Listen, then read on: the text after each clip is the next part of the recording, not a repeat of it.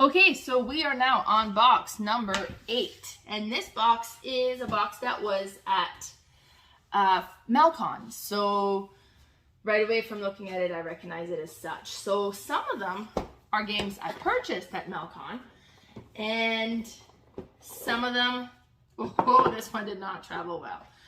So, I hope it doesn't mess up the order on this thing. But this one I'm really interested about. It's called Choose Your Own Adventure.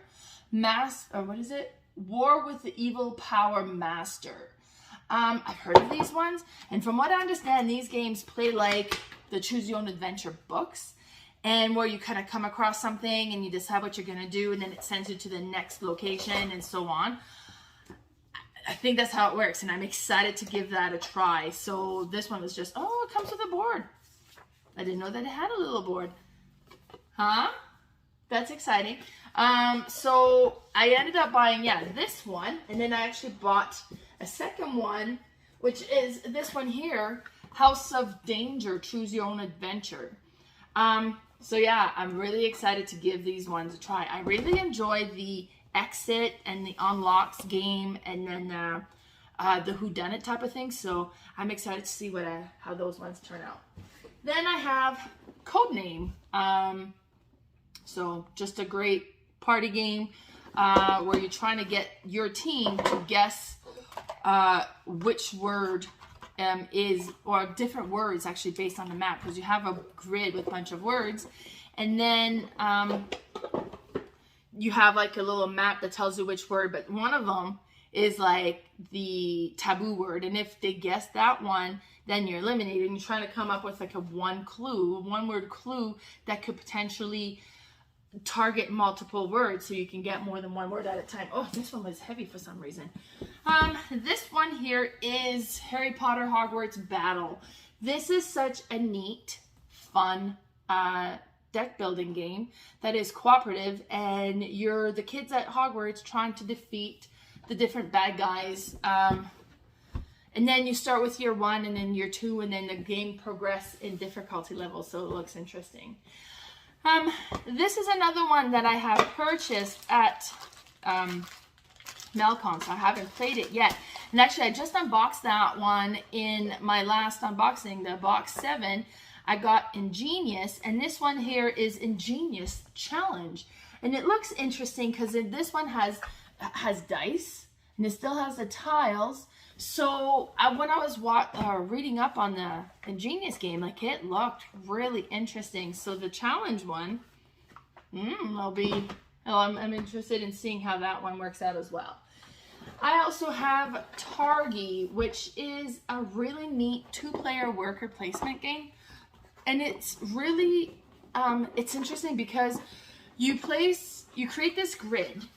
And I'll show you the back of the box. So you create this grid, and you'll be placing your worker along the side, and where your workers will line up is the tile that you kind of activate, that you would get to pick up, or the card you activate and get to pick up. So you would put like a little disc on that to kind of show that that's the one you're getting, and it was really neat. And then you're building your own tableau with this, and then the more type of cards that you have, the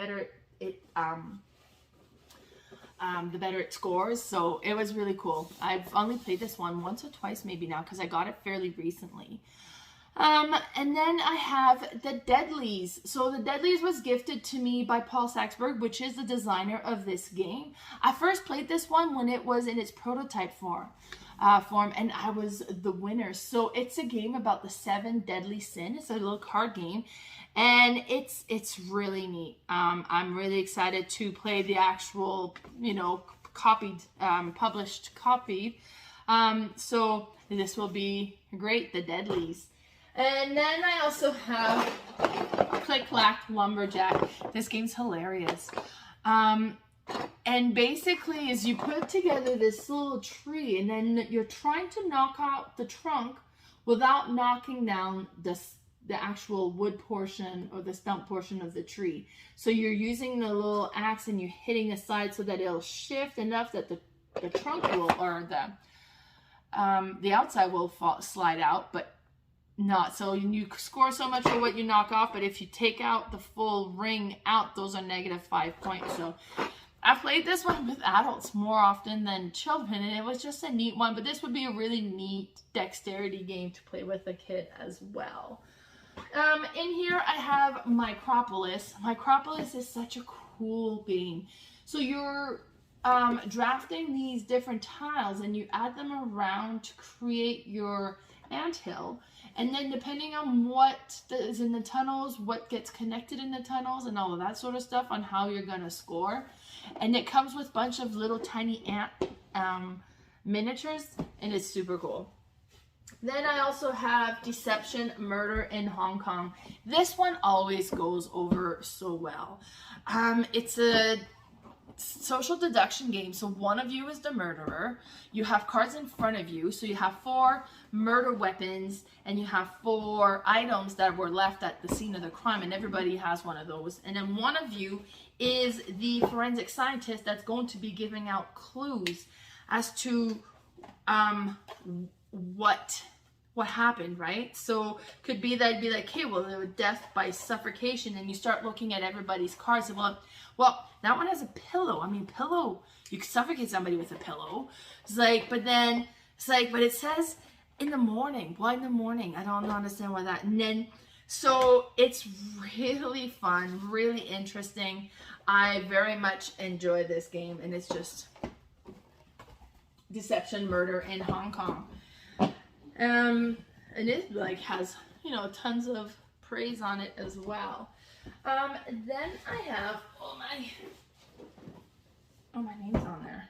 Let's see if this comes off easy without wrecking my box. Oh yeah, this is a good pick for this. Perfect. So this game is Tapestry, and my name was on it because I actually lent it out at Gobfest for Tapestry.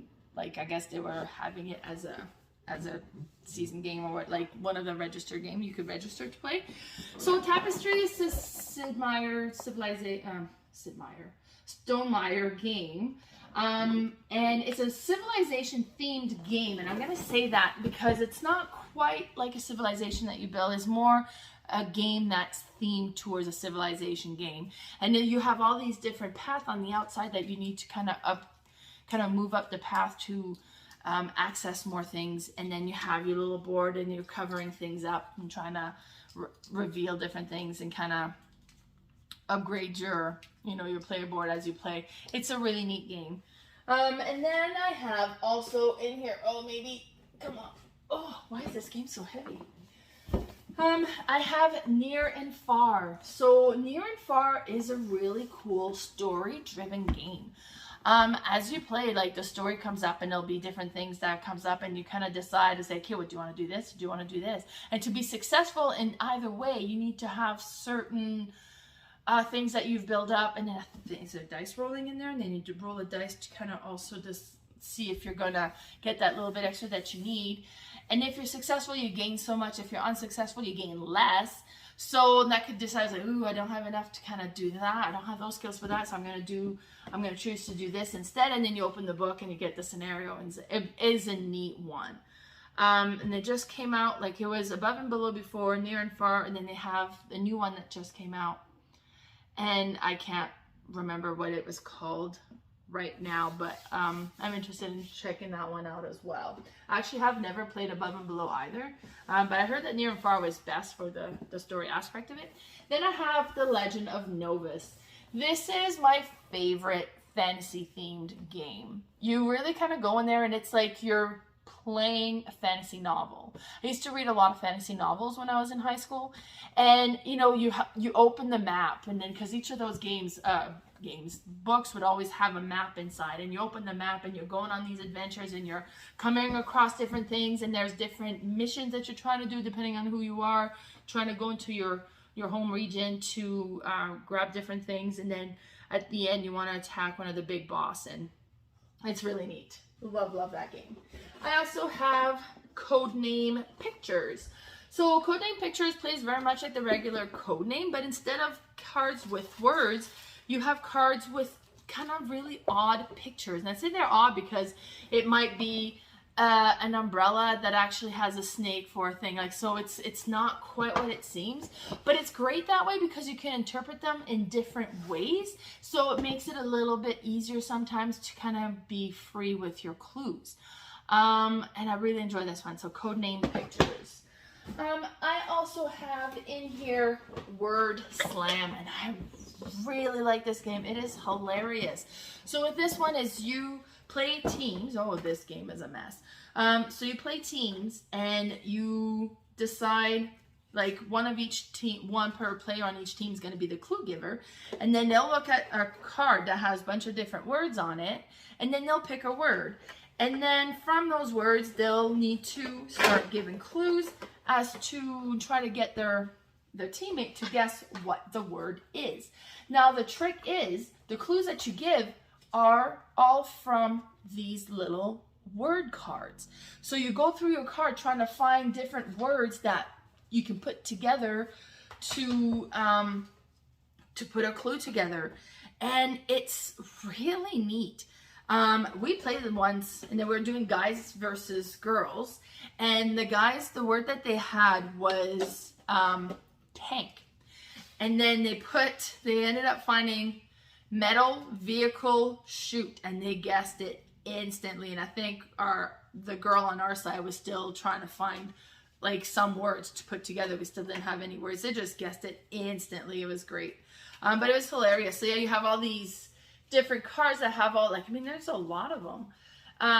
And they have all different words and then objectives and different things, like small, big, black, bad, good, you know, all different type of words that you would try to put together to get your team to guess your word. And that's Word Slam. Such a good party game. Really like that one. Oops, excuse me. That was the game.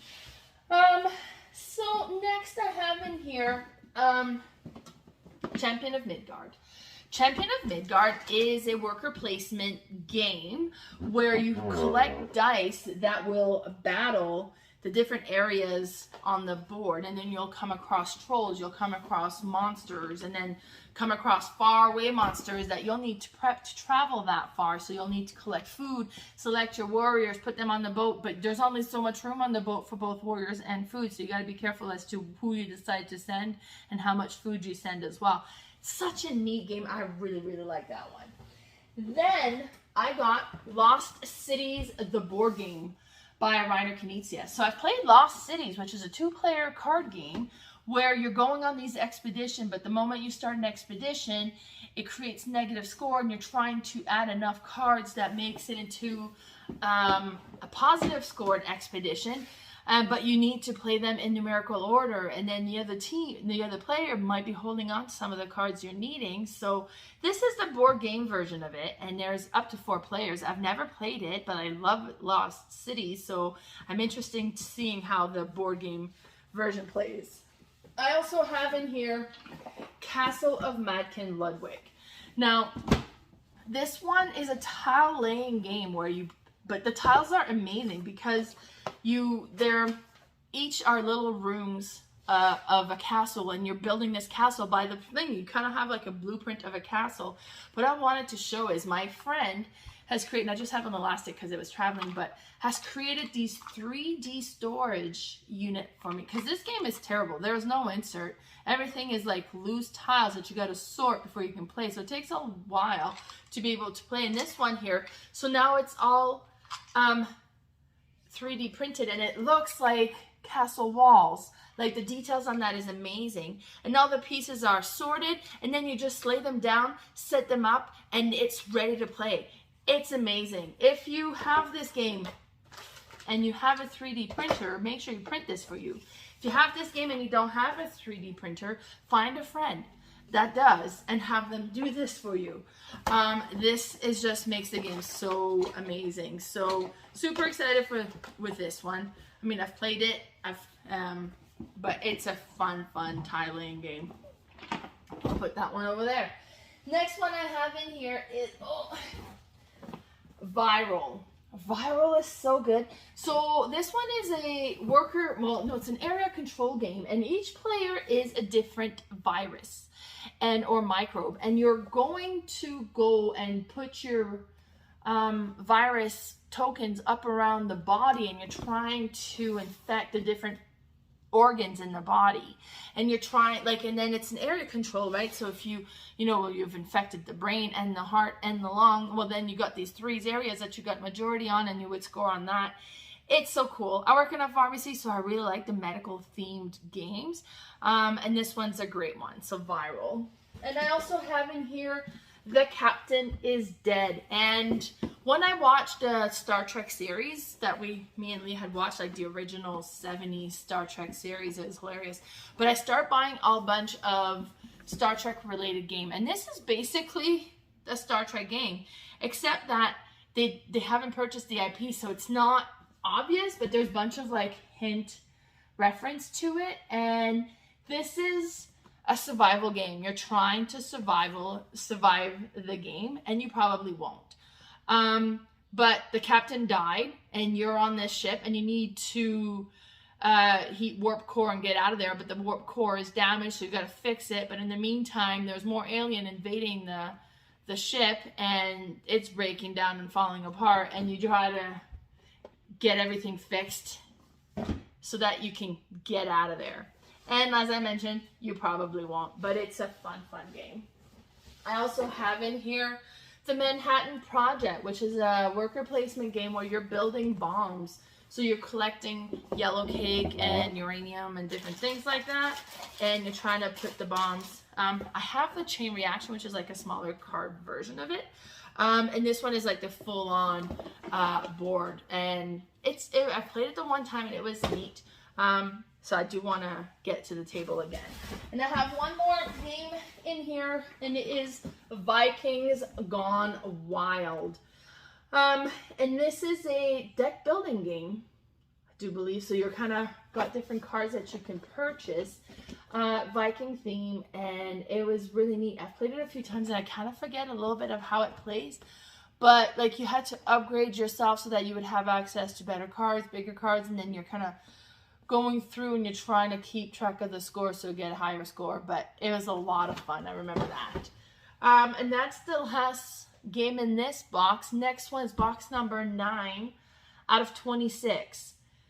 So we're slowly denting it here, and I'm putting these on the shelf any which way, and we'll have to organize them some other time. So be sure to stay tuned to find out what's in box number 9. Bye, everybody.